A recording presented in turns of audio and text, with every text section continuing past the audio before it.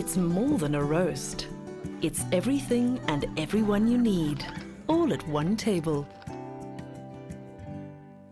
Now today we're making a dish that Gordon Ramsay says is so easy to make that even if you flop making this dish, it still tastes like a piece of heaven. And we're going to see if that's true this morning. Chef Chart, good morning. Good morning, good morning. Right, and certainly we are making a gorgeous shepherd's pie. I totally agree with Gordon Ramsay there. It is just something so simple, so delectable, and perfect for this time of year. As the sort of weather changes, it's been away a bit, so it's nice to be back. I hear the weather's been a bit sort of moody, so I think this is a great dish to sort of complement the sort of change of season as we go. And Joburg has been freezing the last couple of days. I'm heading out to Joburg today, so perfect dish to have. What are our ingredients? So in terms of ingredients, what I've got on the go here, I've done a diced onion that I just started to sweat off, and then I've added my beef mince into here, so that's just sort of cooking down there now. I've got my all key ingredients, the gorgeous KNORR stock pot there, the beef flavoured one there. I've got carrots I'm going to quickly dice, some tomato paste, some flour, peas, mixed herbs, and I've got a little bit of Worcestershire sauce as well. And then I've made up a gorgeous fluffy mashed potato.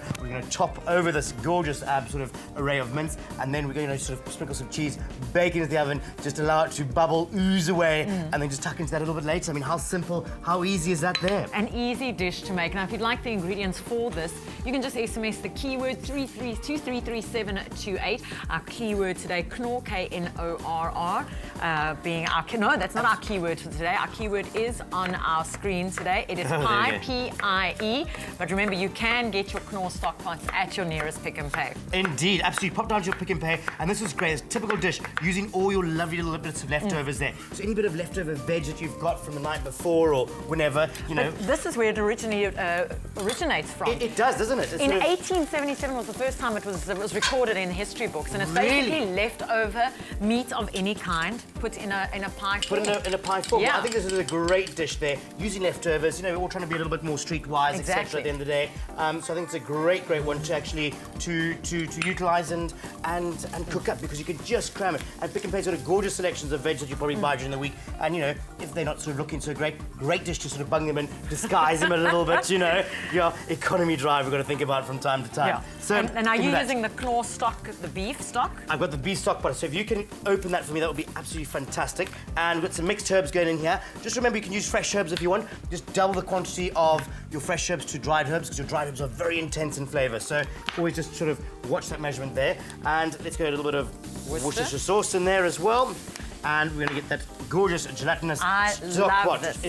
It's easy, it's convenient, and it's just absolute bliss. Now, you know, we've sort of got those sort of dull mornings at the moment, and I think it's just so great to be able to do something that's just so quick, so easy to knock up in absolute seconds, that when you get home, you can just relax and enjoy it. We've got all those wonderful sort of flavours coming together. So down to your local Pick and Pay, get all these gorgeous ingredients, and then raid your fridge, raid your larder. There's always little bits and pieces floating around. I mean, who doesn't in their kitchen have Of course, not have especially in something? the bottom drawer of your fridge. Oh yes, that bottom drawer. What do they call it? The baby drawer or something. There's the kitchen drawer, the sort of one you don't really venture into. I actually heard a joke the other day where they say, yes, do you have a compost heap at home? And then someone answered and said, yes, it's the bottom drawer in our fridge. Because you always forget your vegetables in the bottom drawer. I'm one of those people. So now you've got this perfect recipe.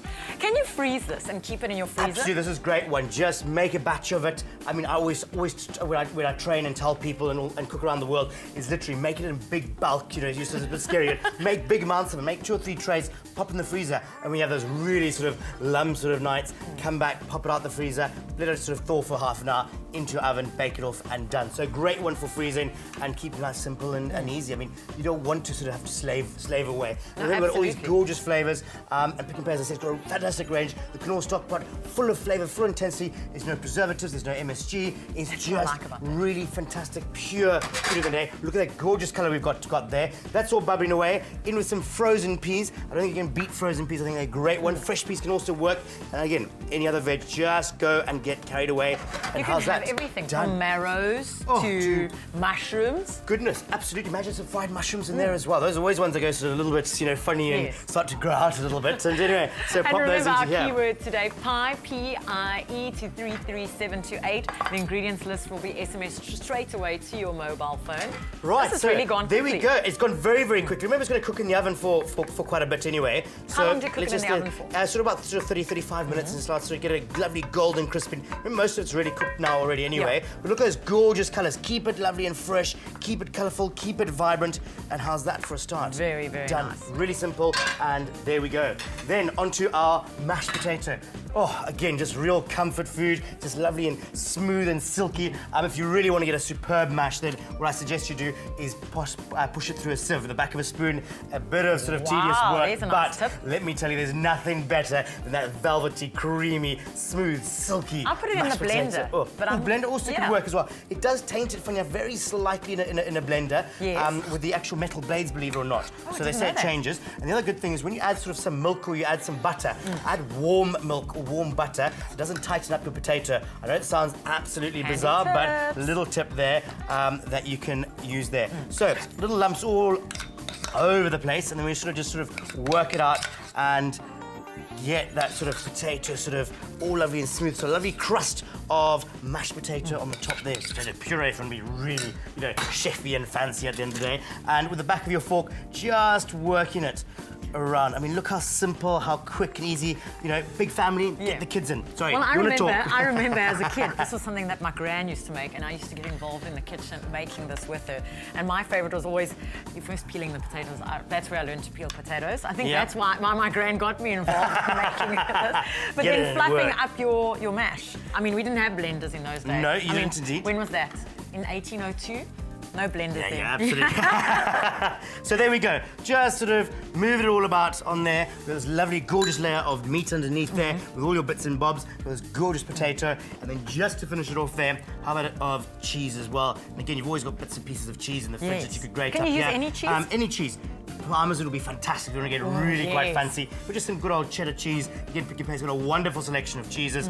Pop them in, and how simple is that? There we go. It's literally done in a few minutes, all put together there. Yes, the preparation takes a bit of time, but done. And in the oven? As it goes into the oven, 180 degrees. There we go. Top oven there, so There we go. I'm gonna put this one here. one goes in and one comes out. If you do the honours Of and course, bring yes. out the gorgeous one that we had cooking away there. And again, you can just imagine, Look at it. Okay, golden, crispy sort of coloration that you've got there.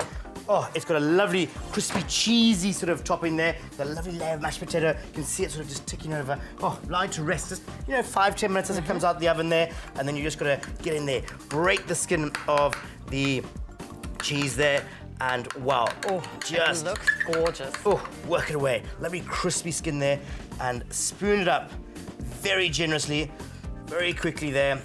And just sort of a bit of a surprise on the side. Let's just get rid of that meat so you I can like the actually see it there. crunchy side bits. Let us know at home, what do you put in your shepherd's or cottage pie? What ingredients do you use? What vegetables do you use? Absolutely. What We'd veg, love to know whatever. on our Facebook page, Expresso Morning Show, SABC3, or tweet us at Expresso Show. You're also on Twitter. I am on Twitter. I'm Chef Chart, so I've got that all sorted out there. But yeah, go and have a look, see, and we'd love to hear from you. But there we for go. 4 people under 100 rand, how gorgeous, how delectable is that? There? Absolutely gorgeous. Enjoy. And the topping was mashed potato. Mashed potato, and then some gorgeous bits of cheese on there. Whatever, go carte blanche, just go for it. Have some fun and happy cooking and comfort food. Happy cooking with comfort food. Now it's time from happy cooking with comfort food and mashed potatoes to happy chilling at home with your comfort of your television and couch Ooh la potato. la. Stay with Expresso and SABC3.